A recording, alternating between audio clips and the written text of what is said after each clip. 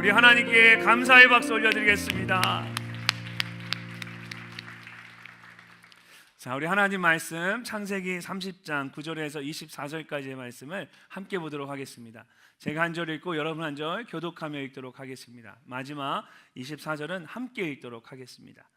레아가 자기의 출산이 멈춤을 보고 그의 시녀 실바를 데려다가 야곱에게 주어 아내로 삼게 하였더니 레아의 시녀 실바가 야곱에게서 아들을 낳음에 레아가 이르되 복되도다 하고 그의 이름을 가시라 하였으며 레아의 시녀 실바가 둘째 아들을 야곱에게 낳음에 레아가 이르되 기쁘도다 모든 딸들이 나를 기쁜 자라 하리로다 하고 그의 이름을 아셀이라 하였더라. 밀 거둘 때 르우벤이 나가서 들에서 합 한 채를 얻어 그의 어머니 레아에게 드렸더니 라헬이 레아에게 이르되 언니의 아들의 합 한 채를 청구하노라. 레아가 그에게 이르되 내가 내 남편을 빼앗은 것이 작은 일이냐? 그런데 내가 내 아들의 합 한 채도 빼앗고자 하느냐?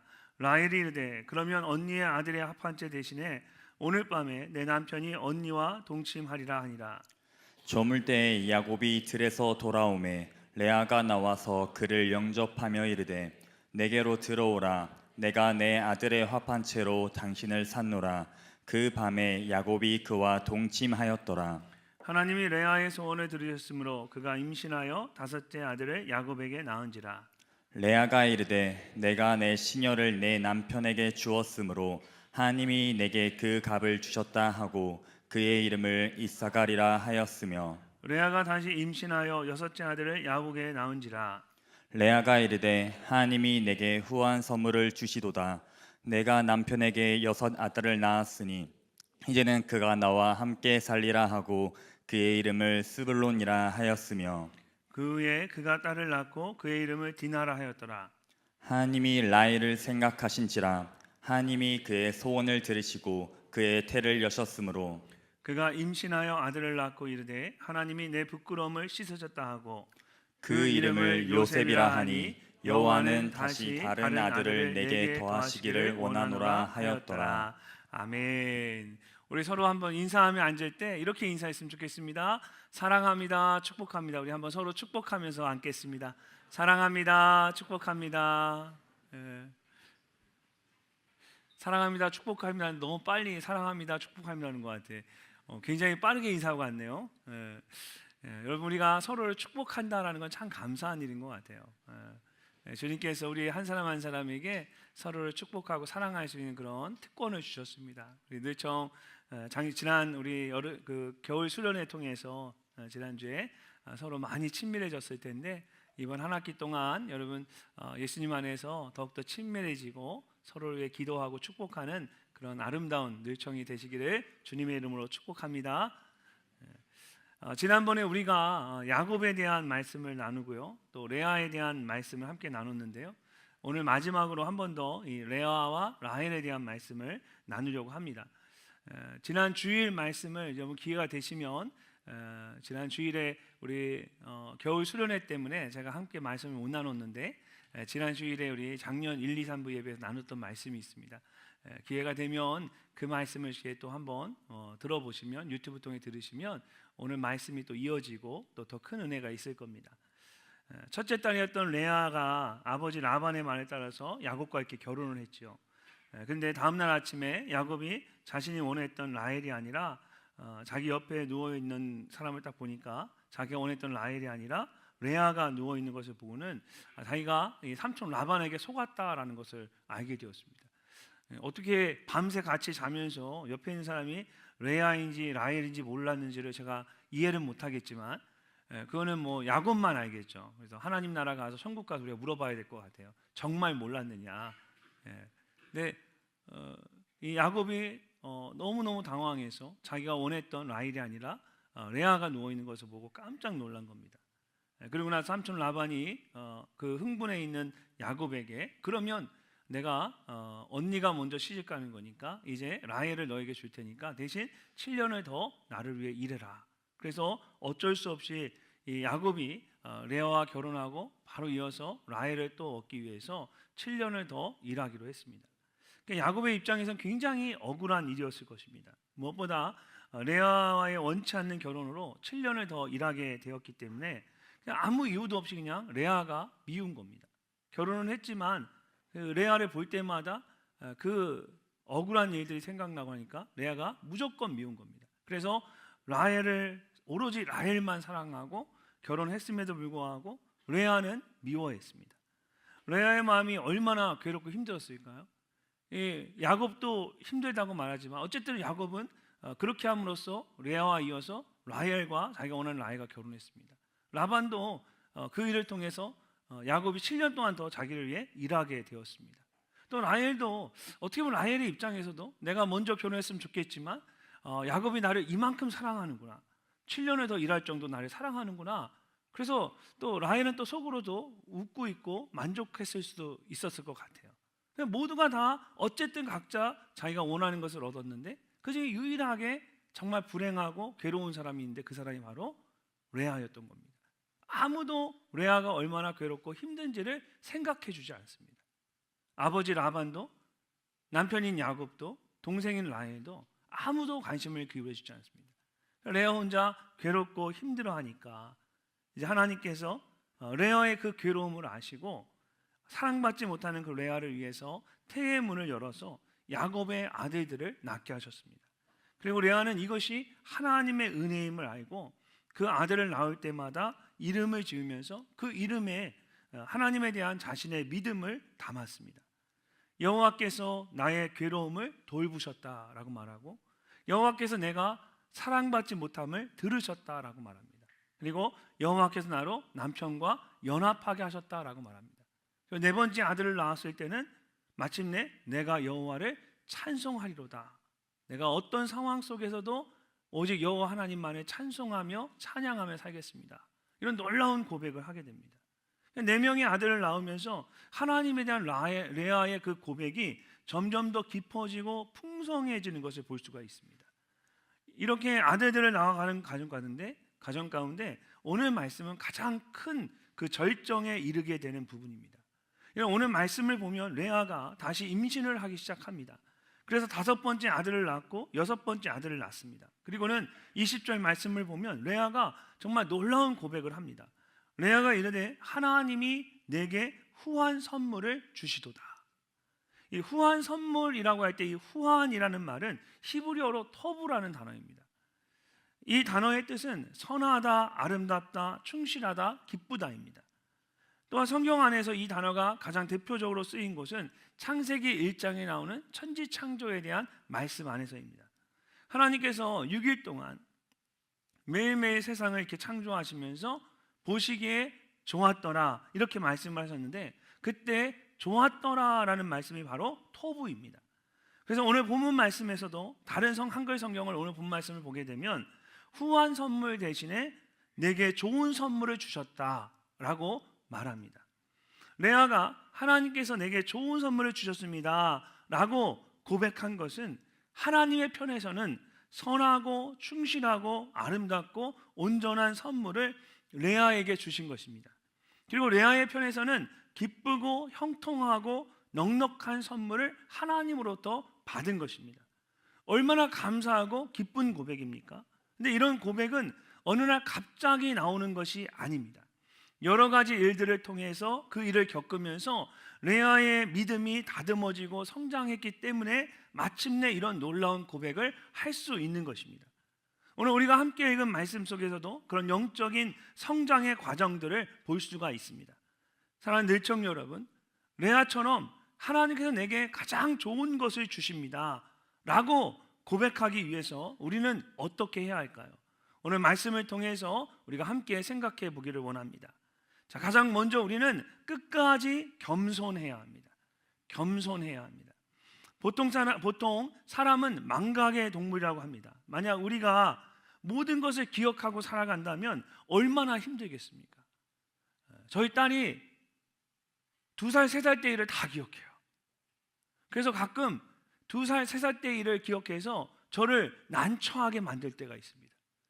그런 거 웬만하면 잊었으면 좋겠는데 안 잊더라고요.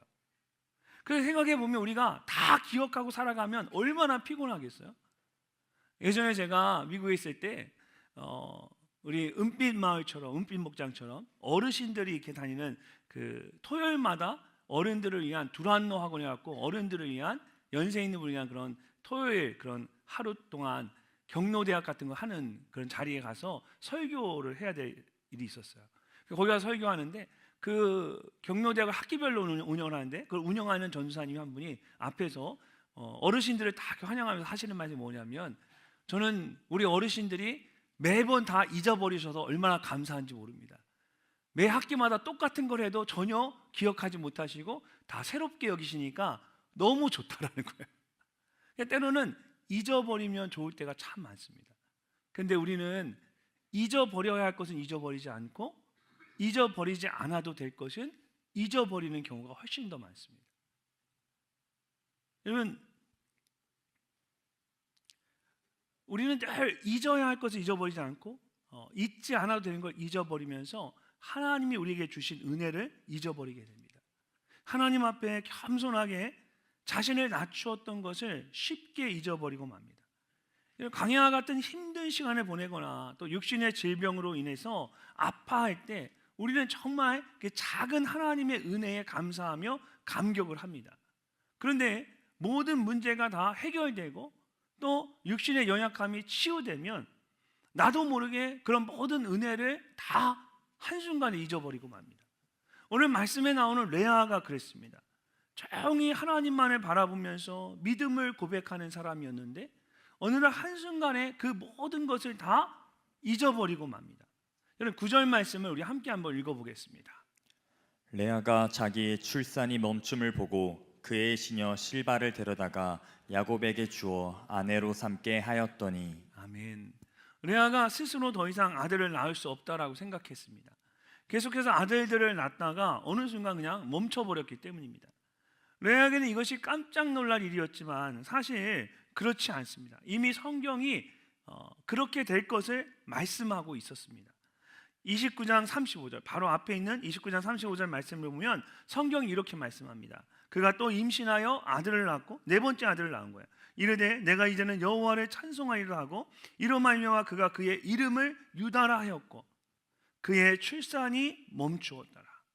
레아가 르우벤, 시몬, 레위 그리고 유다까지 낳은 후에 하나님께서 레아의 출산을 멈추게 하셨습니다. 근데 특이하게 원어 성경을 보면 이 멈추었다라고 말할 때에 무엇까지라는 전치사가 함께 쓰였습니다. 이것은 영원히 멈추는 것이 아니라 일정 기간 동안 잠시 여기까지만 멈추는 것을 말하는 것입니다. 그래서 공동번역 성경을 보면 이 말씀이 그 뒤 얼마 동안 레아는 아기를 낳지 못했다라고 되어 있습니다. 어떤 이유인지 모르겠지만 하나님께서 잠시 레아의 출산을 막으셨습니다. 그런데 그때 레아의 동생인 라헬이 그 자신의 여종 비라를 야곱에게 들여보내서 아들을 낳기 시작한 겁니다.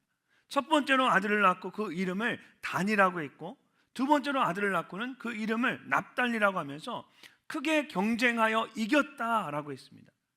이런 성경학자들은 이 납달리의 외모가 아주 뛰어났을 것이라고 말합니다. 왜냐하면 레아에게 이미 4명의 아들들이 있었는데 이 납달리 한 명이 태어나면서 라헬이 내가 이겼다라고 말할 수 있었던 것은 그만큼 이 납달리가 모두에게 사랑받는 아주 잘생긴 어린아이였기 때문입니다. 4명의 아이들이 있는데 이 납달리 한 명이 태어나면서 전세가 완전히 역전되었습니다. 그만큼 이 납달리가 너무 잘생긴 아기였던 거예요. 야곱에게 사랑받지 못했던 레아는 4명의 아들들이 낳은 후에 이제는 정말 야곱의 관심과 사랑을 받을 수 있을 것이라고 생각했습니다. 근데 라헬이 자신의 여종 비라를 통하여서 2명의 아들을 낳으면서 사람들의 관심이 모두 라헬과 그 아들들에게 쏠리기 시작한 겁니다. 그러자 차분하게 하나님을 바라봤던 레아의 마음이 갑자기 크게 요동치기 시작했습니다. 레아가 자기의 출산이 멈춤을 보고 라고 말씀하고 있는 것처럼 스스로 보기에 자신이 아무것도 하지 않고 바보 멍충이처럼 가만히 서 있는 것 같이 보였던 겁니다. 그러면서 동생 라헬이 했던 것처럼 왜 나는 못해? 내 동생도 하는데 왜 나는 못해? 이런 생각이 드니까 동생 라헬이 했던 것처럼 자신의 여종인 실바를 야곱에게 주어서 아내로 삼게 한 것입니다. 이런 안타깝게도 이런 레아의 행동은 라헬과 비교했을 때 굉장히 즉흥적이고 급하게 이루어졌습니다. 9절 말씀을 다시 보면 그의 시녀 실바를 데려다가 야곱에게 주어 아내로 삼게 하였더니 라고 합니다. 이전에 라헬과 같은 경우에는 야곱에게 주어 아내로 삼게 했다라고 했는데, 레아의 경우에는 데려다가 야곱에게 주어 아내로 삼게 하였다 이렇게 말합니다. 여기서 이 데려다가라는 말에는 즉흥적인 행동이라는 의미가 담겨져 있습니다. 영어 성경을 보면 she took라고 되어 있습니다. 그러니까 책상에 올려놓은 걸 가면서 툭 가져가 버리는 겁니다. 그러니까 라헬의 경우에는 오래전부터 계획을 했기 때문에 이 표현을 사용하지 않았어요. 하지만 레아의 경우에는 그냥 데려다가라는 표현을 더한 것을 보면 이 레아의 행동이 굉장히 즉흥적으로 갑자기 이루어진 행동이라는 것을 성경이 강조하고 있는 겁니다. 그 다음 레아가 여종 실바를 통해 아들을 낳는 것을 봐도 이건 더욱 분명하게 드러납니다. 이전까지의 말씀을 보면 모두 임신하여 아들을 낳고 라고 되어 있습니다. 여러분, 아들을 낳으려면 먼저 뭘 해야 돼요? 임신을 해야 되죠. 임신하고 아들을 낳은 게 낳는다라고 얘기하는 게 정상적인 순서입니다. 그게 일반적이에요. 그런데 10절 말씀을 보면 이렇게 말합니다. 레아의 시녀 실바가 야곱에게 아들을 낳음에, 임신했다는 말이 없고 바로 아들을 낳았다라고 합니다. 그 다음에 12절도 놀랍게 똑같습니다. 둘째 아들을 야곱에게 낳음에, 이렇게 아주 짧게 말합니다. 이렇게 말하는 이유는 레아가 여종 실바를 통해 아들을 낳게 한 일이 아주 급하게 즉흥적으로 이루어졌다라는 것을 표현하기 위해서입니다. 이런 레아의 모습은 실바를 통해 태어난 아들들의 이름을 지을 때도 그대로 나타납니다. 11절을 보면 레아의 여종 실바가 첫 번째 아들을 낳자 레아가 이름을 지었습니다. 레아가 이르되 복되도다 하고 그것이 그의 이름을 가시라 하였으며, 여기서 이 복되다라는 말은 하나님께서 주시는 거룩한 복을 말하는 게 아닙니다. 이것은 세상적인 행운을 말합니다. 그래서 영어 성경을 보면 운이라고 말하는 fortune이라는 말이 들어있습니다. 여러분, fortune 쿠키가 뭔지 아세요 혹시? 미국에 가면 식사하러 중국집에 가면 항상 마지막에 나오는 디저트로 나오는 작은 또 노란색 쿠키가 있습니다. 근데 그게 이제 행운의 쿠키예요. 그거를 이렇게 쪼개면 그 안에 조그만 글자, 오늘의 운수라는 그런 거 있죠. 그런 글자가, 이게 종이가 하얀 종이에 글씨가 적혀 있습니다. 그래서 오늘의 행운의 숫자는 몇 번 몇 번 몇 번. 그리고 그 밑에 뭐 동쪽으로 가면 귀인을 만납니다. 뭐 이런 게 적혀 있어요. 지금 그걸 얘기하는 거예요. 그래서 이 현대인의 성경을 보면 이 말씀을 운이 좋다라고 말하고, 공동번역 성경은 행운이 돌아왔구나 이렇게 이야기합니다. 그러니까 하나님께서 복을 주셔서 아들을 낳게 된 것이 아니라 세상적으로 운이 좋아서 아들을 낳게 되었다라는 것입니다. 그리고 그런 의미로 아들의 이름을 가시라고 지었습니다. 두 번째 아들도 마찬가지였습니다. 13절을 보면 여종 실바를 통해 두 번째 아들이 태어난 것을 보고 레아가 이렇게 말합니다. 레아가 이르되 기쁘도다. 모든 딸들이 나를 기쁜 자라 하리로다. 그의 이름을 아셀이라 하였더라. 레아는 여종 실바를 통해 태어난 아들의 이름을 아셀이라고 지었습니다. 이 이름의 뜻은 기쁨 또는 행복입니다. 근데 이것은 하나님께서 주시는 거룩한 기쁨이나 행복을 말하는 것이 아닙니다. 세상적인 기쁨이나 행복을 말하는 것입니다. 이런 레아의 고백은 이전의 모습과 너무나 달랐습니다. 마치 전혀 다른 사람처럼 느껴집니다. 이전에 레아는 4명의 아들들을 낳으면서 항상 가장 먼저 여호와 하나님을 찬양했습니다. 근데 여종 실바를 통하여 아들을 낳을 때에는 어디에도 하나님에 대한 고백이나 찬양이 없습니다. 오히려 모든 딸들이 나를 기쁜 자라 하리로다라는 레아의 말을 보면 자신을 드러내고 스스로 승리했다라고 말할 정도로 이 레아가 교만하다라는 것을 느낄 수가 있습니다.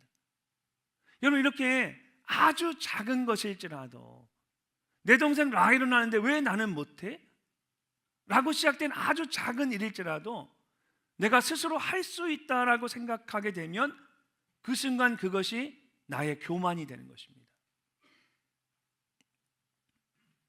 그렇게 순수하고 조용했던 레아가 어떻게 한순간에 이렇게 달라질 수 있었겠습니까?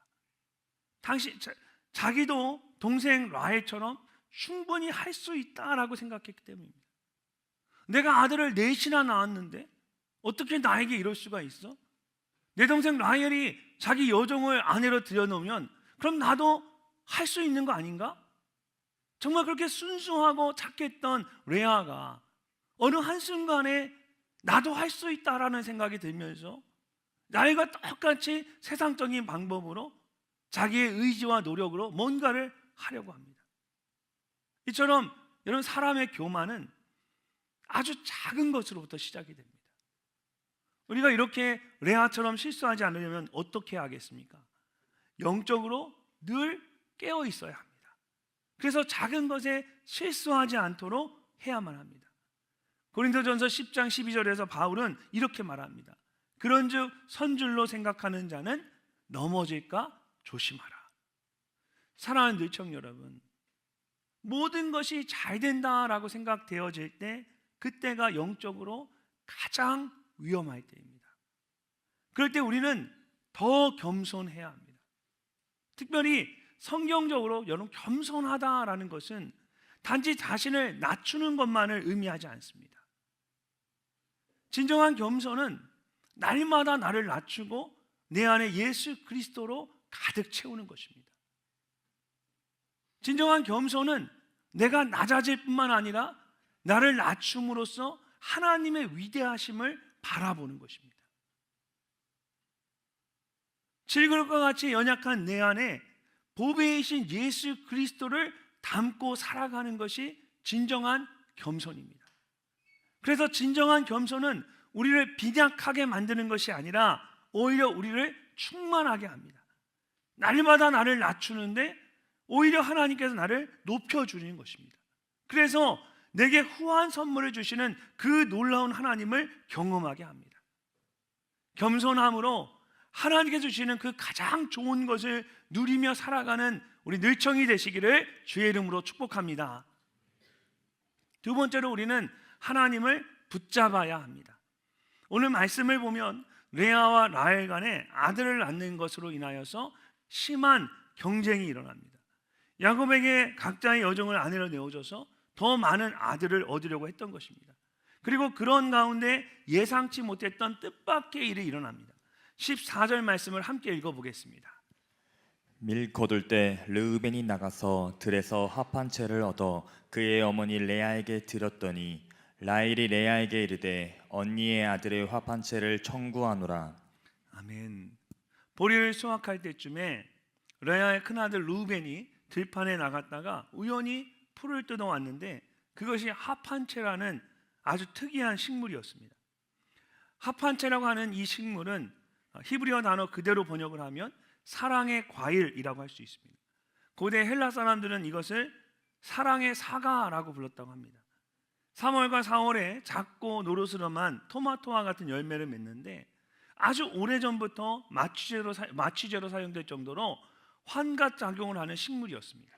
그래서 주로 남자들에게는 정력제로 쓰였고 여자들에게는 불임을 치료하는 약으로 쓰였습니다. 당시에 5, 6살이었던 그런 어린 르우벤이 합한채가 뭔지를 어떻게 알았겠습니까? 아무것도 모르고 그냥 우연히 들판에 가서 놀다가 뽑아왔는데 마침 그것이 합한채였던 겁니다. 하지만 합한채가 어떤 것인지를 알았던 라헬은 어떻게 해서든 그것을 얻기 위해서 레아에게 정중하게 부탁을 합니다. 여러분이 가진 개역개정 성경에는 라헬이 레아에게 언니의 아들의 합한채를 청구한다라고 말하고 그렇게 되어 있어서 마치 라헬이 레아에게 뭔가를 요구하거나 명령하는 것처럼 보여질 수 있습니다. 근데 사실 원래의 뜻은 그렇지 않았습니다. 라헬이 최대한 부드럽게 요청을 하는 것입니다. 그래서 영어 성경을 보면 please라고 말합니다. Please give me some. 그리고 한글 성경에도 제발 조금만 내게 나누어 주십시오. 이렇게 정중하게 라헬이 레아에게 요청을 합니다. 그 깍쟁이 같은 라헬이 자기 고집대로 마음대로 하고 언니를 그렇게 미워했던 그 라헬이 이렇게 자기 언니에게 몸을 바짝 낮추고 제발 언니 please라고 말하는 거 보면 여기 라헬의 입장에서 이 합한채를 얼마나 얻고자 했는지를 우리가 알 수가 있습니다. 합한채만 얻으면 자신이 원하는 대로 더 많은 아들을 얻을 수 있을 것이다 라고 생각했기 때문입니다. 그래서 레아에게 정중하게 요청을 했습니다. 그리고 그 다음 말씀을 보면 이 합한 채를 놓고 레아와 라헬 사이에 협상이 오고 갑니다. 레아가 그에게 이르되 내가 내 남편을 빼앗은 것이 작은 일이냐? 그런데 내가 내 아들의 합한 채도 빼앗고자 하느냐? 라헬이 이르되 그러면 언니의 아들의 합한 채 대신에 오늘 밤에 내 남편이 언니와 동침하리라. 레아와 라헬의 대화를 보면요, 오래전에 야곱과 에서가 팥죽 한 것을 놓고 장자권을 주고받았던 것을 떠올리게 합니다. 단지 차이가 있다면 이번에는 레아와 라헬이 야곱을 놓고 합한 채를 주고받으며 협상을 한다는 것입니다. 조용했던 레아가 라헬에게 내가 내 남편을 빼앗은 것이 작은 일이냐? 내 남편도 빼앗더니 이제는 내 아들의 합한 채도 빼앗으려고 하느냐? 막 쏘아붙입니다. 그러자 라헬이 합한 채를 주는 대신에 오늘 밤에 내 남편 야곱이 언니와 함께 할 것입니다 라고 말합니다. 팥죽 한 그릇을 가지고 형 에서를 마음대로 했던 그 야곱이 이제는 자신의 아내인 레아와 라헬 사이에서 아내들이 원하는 대로 마음대로 주고받는 그런 신세가 되어버린 겁니다. 라헬은 내 남편 야곱이 오늘 언니와 함께 할 겁니다 그러고, 레아는 밖에서 돌아오는 야곱에게 오늘 내가 당신 샀으니까 내 집으로 와. 야, 이거는 아내가 많은 것이 뭐가 행복합니까? 이리 가라면 저리 가고 저리 가라면 저리 가고. 야곱의 인생이 얼마나 불행합니까? 여러분의 남자친구나 여자친구는 절대 그러지 않기를 바랍니다. 마음대로 서로 그러면 안 돼요, 그죠? 서로를 귀하게 여겨야지. 이리 가라 저리 가라. 이게 사람이 이렇게 얼마나 불행한 겁니까? 근데 참 하나님은 정확하시죠. 야곱이 그 옛날에 에서에게 했던 것처럼 똑같이 하나님은 야곱에게 그 같은 일을 경험하게 합니다. 자기가 무엇을 잘못했는지를 하나님이 야곱에게 깨닫게 하시는 거죠. 레아는 아들들이 많았지만 남편 야곱의 사랑이 필요했습니다. 반대로 라헬은 남편 야곱의 사랑은 많이 받고 있었지만 더 많은 아들들을 원했습니다. 이렇게 서로 원하는 것이 달랐기 때문에 레아와 라헬은 야곱과 합한 채를 주고받으면서 각자가 원하는 대로 원하는 것을 가질 수 있었습니다. 자, 그렇다면 여러분, 이 일로 인하여서 그들이 생각했던 대로 각자의 문제가 모두 해결되었을까요? 레아는 야곱만 있으면 자신의 문제가 해결될 수 있을 것이라고 생각했습니다. 라헬도 합한 채만 있으면 자신의 문제가 다 해결될 수 있을 것이라고 생각했습니다. 여러분에게도 레아나 라헬처럼 이것만 정말 있으면 내 인생의 모든 문제가 해결될 수 있을 것이다 생각하는 그 합한 채와 같은 것이 있을 겁니다. 내가 좋은 직장에 취직만 하면, 내가 생각하는 이 아이템이 한번 대박만 나면, 내 인생의 이 문제만 해결되면 나의 진로의 문제와 나의 직장의 문제나 내 삶의 어떤 이 문제가 하나만 해결되면 내 인생의 문제는 다 해결될 수 있을 것이다. 여러분에게도 여러분만의 그 합한 채가 있을 겁니다. 이것만 내 손에 쥐면 난 할 수 있다. 근데 만약에 여러분이 생각하는 대로 여러분이 원하는 그 하나를 갖게 되면 여러분의 인생의 문제가 그것으로 인하여 다 해결될 것이라고 여러분 생각하십니까? 해결되던가요? 오늘 말씀을 보면 레아와 라헬의 문제가 해결된 것은 그런 것 때문이 아니었습니다. 17절 말씀을 함께 읽어보겠습니다. 하나님이 레아의 소원을 들으셨으므로 그가 임신하여 다섯째 아들을 야곱에게 낳은지라. 아멘. 임신을 하지 못했던 레아가 다시 임신을 하게 되었습니다. 근데 성경은 그것이 야곱 때문이라고 말씀하지 않았습니다. 뭐라고 말씀하고 있습니까? 하나님이 레아의 소원을 들으셨으므로. 레아가 다시 임신할 수 있었던 것은 하나님께서 레아의 소원을 들으셨기 때문입니다. 레아의 소원은 야곱의 사랑을 받아서 태의 문이 다시 열리는 것이었습니다. 라헬에게 합한 채를 넘겨주면서 레아의 마음이 얼마나 두려웠겠습니까? 반면에 라헬은 합한 채를 얻고 나서 아들을 낳을 수 있을 것이라 생각했습니다. 근데 정작 아들을 낳은 것은 라헬이 아니라 합한 채도 내어주었던 레아였습니다. 이를 통해서 레아와 라헬이 무엇을 깨닫게 되었을까요? 합한 채와 같이 세상적인 방법으로는 태의 문을 열 수 없다는 것을 알게 되었습니다. 그리고 무엇보다 모든 문제의 해결은 하나님께 있다라는 것을 알게 되었습니다. 그래서 18절 말씀을 보면 레아가 이렇게 고백합니다. 레아가 이르되 내가 내 시녀를 내 남편에게 주었으므로 하나님이 내게 그 값을 주셨다 하고, 레아는 라헬에게 합한 채를 주고 야곱을 얻어서 아들을 낳았습니다. 그런데 합한 채가 내게 그 값을 주었다라고 말하지 않습니다. 또 야곱이 내게 그 값을 주었다라고 말하지 않습니다. 레아는 하나님이 내게 그 값을 주셨다라고 고백합니다. 합한 채가 아니라 야곱이 아니라 하나님께서 나의 기도를 들어주셨다라는 것입니다. 사랑하는 늘청 여러분, 우리에게 가장 후한 선물을 주시는 분은 하나님이십니다. 그러므로 우리가 붙잡아야 할 것은 다른 어떤 것이 아니라 하나님이십니다. 우리가 붙잡아야 할 것은 합한 채와 같은 그런 세상의 그 어떤 것이 아니라 내게 가장 후한 것을 주시는 그 하나님입니다. 하나님께서 레아의 소원을 들으셨다는 말은 내가 하나님께 간절히 기도했다라는 겁니다. 라헬에게 합한 채를 넘겨주고 레아의 마음 가운데 모든 것을 다 빼앗길 수 있다라는 두려움이 찾아왔을 것입니다.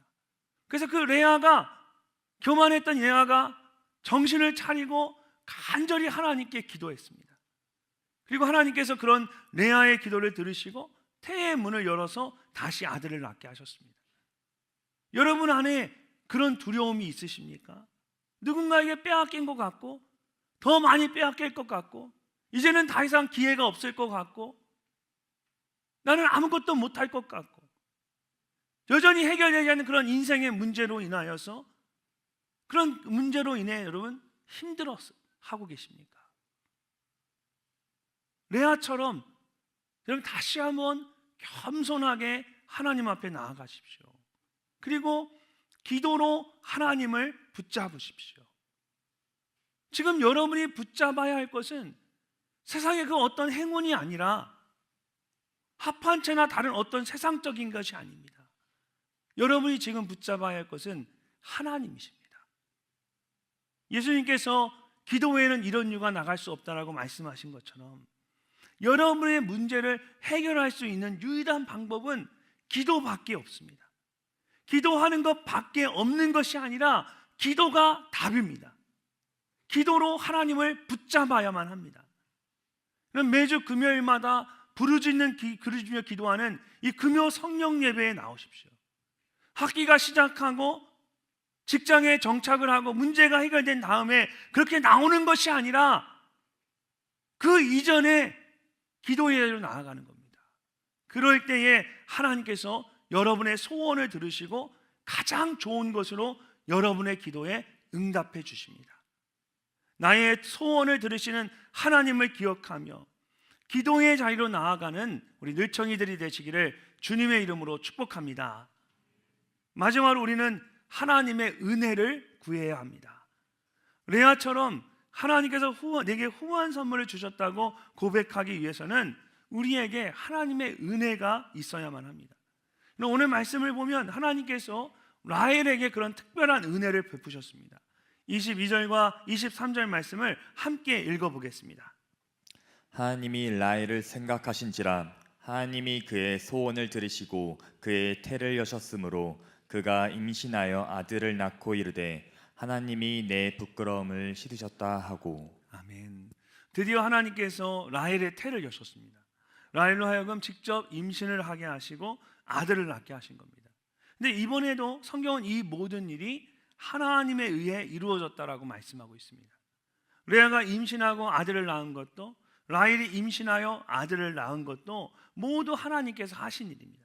다만 차이가 있다면 레아에 대해서는 하나님께서 레아의 기도를 들으셨다라고 했는데, 라헬에 대해서는 기도를 들으셨다라고 말씀하시면서 그 이전에 하나님이 라헬을 생각하셨다라고 말씀합니다. 하나님께서 라헬을 생각하셔서 그녀의 기도를 들으셨다라는 것입니다. 그렇다면 하나님께서 라헬을 생각하셨다라는 말은 무슨 뜻일까요? 그래서 이 생각하셨다라는 말에 그 번역된 히브리어 단어가 가지고 있는 원래의 뜻은 기억하셨다입니다. 그래서 새번역 성경이나 현대인의 성경과 같은 다른 한글 성경에서는 하나님께서 라헬을 기억하셨다라고 되어 있습니다. 그리고 영어 성경은 모두 God remembered Rachel, God remember, 하나님이 기억하셨다 이렇게 되어 있습니다. 이렇게 성경에서 하나님께서 생각하셨다라는 말은 하나님께서 잊어버리지 않으시고 정하신 때에 은혜를 베푸셨다라는 뜻입니다. 하나님께서는 라헬을 한 번도 잊으신 적이 없었습니다. 처음 라헬로 하여금 우물에서 야곱을 만나도록 하셨던 분은 하나님이셨습니다. 하나님의 뜻과 계획 안에서 레아와 라헬을 공평하게 대하기 위해서 사랑받지 못하는 레아의 태를 먼저 열어주셨을 뿐, 하나님께서 라헬을 미워하거나 기억하지 않으셨던 적이 없었습니다. 하나님께서 라헬을 늘 기억하셨고 마지막 순간 가장 중요한 때에 은혜를 베푸셔서 아들을 낳도록 하십니다. 이처럼 하나님께서 기억하신다라는 말은 하나님께서 은혜를 베푸신다라는 뜻입니다. 여러분, 보통 사람들은 기억한다라는 그 말로 끝날 때가 많습니다. 그냥 기억만 하는 겁니다. 근데 하나님께서 누군가를 기억하시면 기억하시는 것으로 절대 끝나지 않습니다. 그 누군가를 위해서 반드시 은혜를 베푸시고 놀라운 일을 행하십니다. 창세기 8장 1절을 보면 하나님께서 노아에게 가장 먼저 이 말씀을 사용하셨습니다. 기억하셨다. 하나님이 노아와 그와 함께 방주에 있는 모든 들짐승과 가축을 기억하사 하나님이 바람을 땅에 불게 하심에 물이 줄어들었고, 하나님께서 물로 세상을 다 덮으시고 심판하셨습니다. 방주 안에 있던 노아와 그의 가족들은 어둠과 풍랑 속에서 150일 동안 무리를 떠다녀야만 했습니다. 그렇게 모든 소망이 끊어질 것 같은 어두컴컴한 두려운 그때에 하나님께서는 여전히 노아와 그의 가족들을 기억하셨습니다. 그리고는 바람을 불게 하셔서 땅 위에 물을 줄어들게 하시고 마침내 그들을 구원하십니다. 창세기 19장에서도 마찬가지입니다. 하나님이 아브라함을 생각하사 롯을 그 엎으시는 중에 내보내셨더라 말합니다. 여기서 이 생각하사라는 말도 기억하사라는 말과 똑같은 표현입니다. 소돔과 고모라를 심판하실 때 하나님께서 아브라함을 기억하셨습니다. 근데 기억하신 것으로 끝난 것이 아니라 하나님이 아브라함을 기억하셔서 그의 조카인 롯과 그의 가족을 그 심판 가운데 구원의 은혜를 베푸셨습니다. 사무엘상 1장에서도 마찬가지입니다. 하나님께서 자녀가 없어서 괴로워하는 한나의 기도를 들으셨습니다. 엘가나가 그의 아내 한나와 동침함에 여호와께서 그를 생각하신지라. 하나님께서 한나를 생각하시고 기억하셨습니다. 근데 기억하시는 것으로 끝난 것이 아니죠.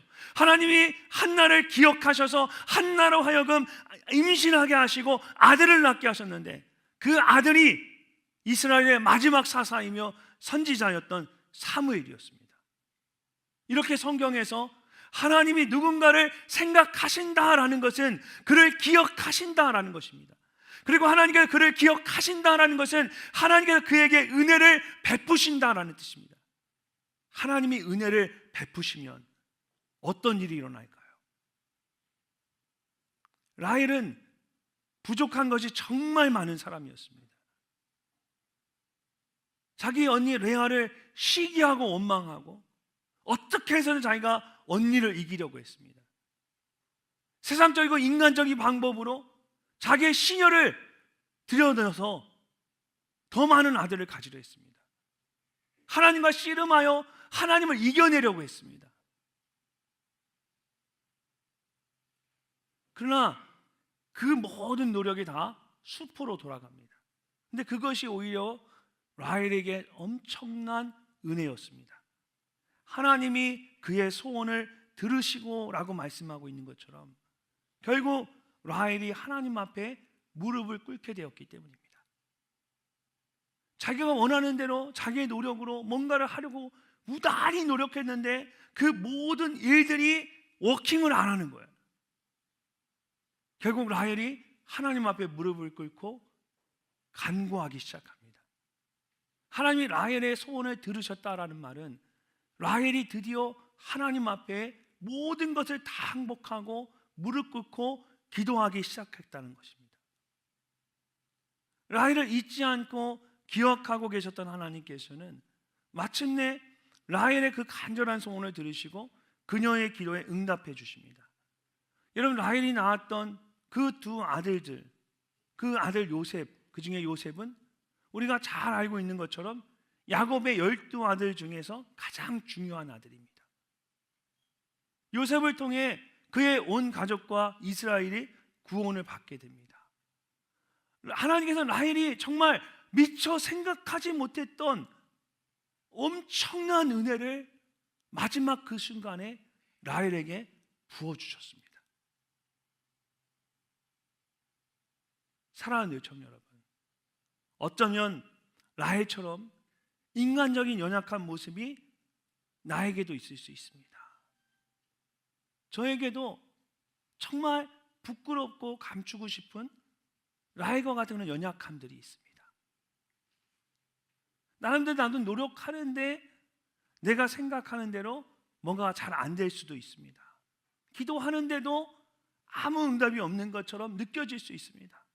그래서 나의 믿음이 쉽게 흔들리고 어쩌면 그로 인해서 정말 하나님 앞에 부끄러운 행동, 부끄러운 결단을 했었을 수도 있습니다. 그런데 분명한 것은 하나님께서는 그런 여러분을 결코 잊지 않으신다는 사실입니다. 하나님께서 기억하신다라는 말은 그냥 종이 위에 write down 한다, 쓴다라는 뜻이 아닙니다. 성경을 보면 하나님께서 기억하신다라고 말할 때 engrave라고 씁니다. 새겨 넣었다라는 뜻입니다.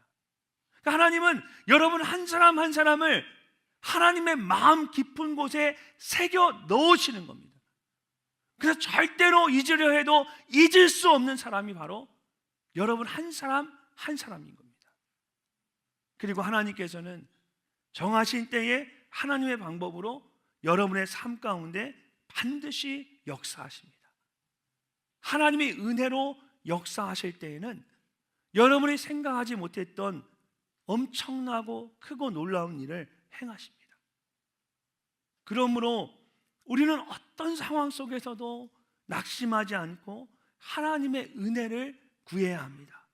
그럴 때 하나님께서 여러분 모두에게 라헬과 같이 가장 좋은 것을 주심으로 놀라운 역전의 은혜를 경험하게 하십니다. 그런 놀라운 하나님의 은혜가 여러분의 삶 가운데 충만하기를 주의 이름으로 축복합니다. 하나님께서 아무것도 없는 들판에서 야곱을 만나 주셨습니다. 하늘의 문을 여시고 하나님의 사닥다리를 보여주시면서 그와 함께 하시고 그를 지키시고 그를 인도하시겠다라고 약속하셨습니다. 야곱과 그의 자손으로 인하여 모든 사람들이 복을 받을 것이다라고 말씀하셨습니다. 그런데 삼촌 라반의 집에 도착한 이후에 야곱의 인생을 보면 여전히 인간적인 연약한 모습을 보게 됩니다. 특별히 라반의 두 딸인 레아, 라헬을 모두 아내로 맞이하면서 세상 사람들보다 더 인간적인 연약한 모습을 보게 됩니다. 레아와 라헬은 남편 야곱을 놓고 서로 치열하게 싸웠습니다. 각자의 여종을 아내로 내어줄 뿐만 아니라 합한채를 이용해서까지 더 많은 아들을 낳으려고 했습니다. 근데 정말 놀라운 것은 하나님께서 그런 모든 일들을 통하여서 그들에게 가장 후한 선물을 주셨다는 사실입니다. 레아와 라헬이 그렇게 경쟁하며 낳았던 12명의 아들들이 이스라엘의 12지파의 조상이 되게 하신 것입니다. 사랑하는 늘청 여러분, 이처럼 하나님께서는 여러분의 연약함과 부족함을 다 알고 계십니다. 근데 아실 뿐만 아니라 하나님은 그 모든 것을 가지고 여러분에게 가장 선한 것을 주시는 분입니다. 이 모든 것이 놀라운 하나님의 은혜입니다. 이번 한 주간도 내게 가장 선한 것을 주시는 그 하나님을 신뢰하면서 믿음으로 살아가는 여러분 모두가 되시기를 주님의 이름으로 축복합니다. 우리 모두를 향한 하나님의 생각은 셀 수 없고 하나님의 은혜는 무궁합니다. 하나님의 그 성실하심이 날마다 새롭고 하나님의 사랑이 끝이 없습니다. 이 시간 우리 그렇게 다 같이 일어나서 하나님 앞에 찬양하고 고백하며 나아가도록 하겠습니다.